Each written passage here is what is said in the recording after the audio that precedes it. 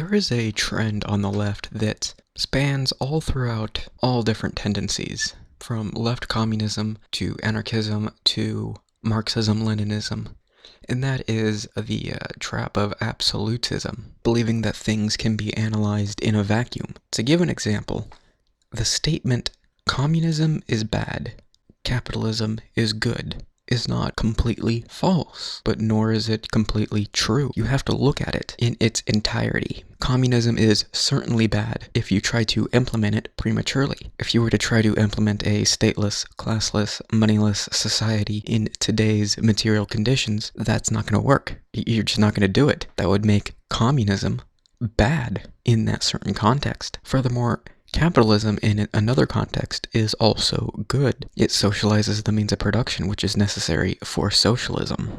So even a Marxist believes that capitalism is good and communism is bad. Relating this to other factors, take, for example, anti-imperialism. Many people don't like anti-imperialism because it's mere class collaboration with the bourgeoisie. This is, again, not looking at things in the greater context. The bourgeoisie, when it comes to a nation's struggle against imperialism, allows them to capture the home market, which is necessary for the development of socialism. Or the nationalism of oppressed peoples. Nationalism can be bad. Yet nationalism of oppressed peoples can be used to further an anti-imperialist struggle.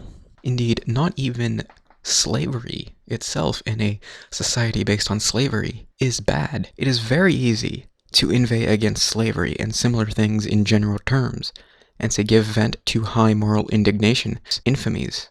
However contradictory and heretical it may sound, the introduction of slavery under the conditions prevailing at the time was a great step forward. Without slavery, no Greek state, no Greek art and science. Without slavery, no Roman Empire. But without the basis laid by Hellenism and the Roman Empire, also no modern Europe. We should never forget that our whole economic, political, and intellectual development presupposes a state of things in which slavery was as necessary as it was universally recognized.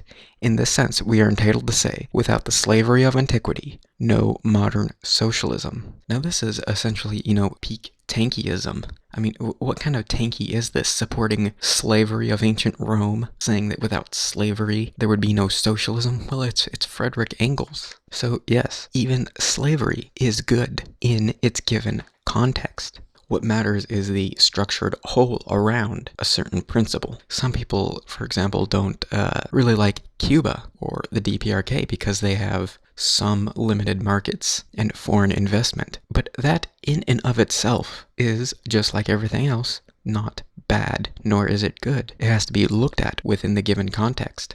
So what exactly is the context that we're looking at? What are we looking for? Well, Friedrich Engels stated in Principles of Communism that the goal of communism is the liberation of the proletariat.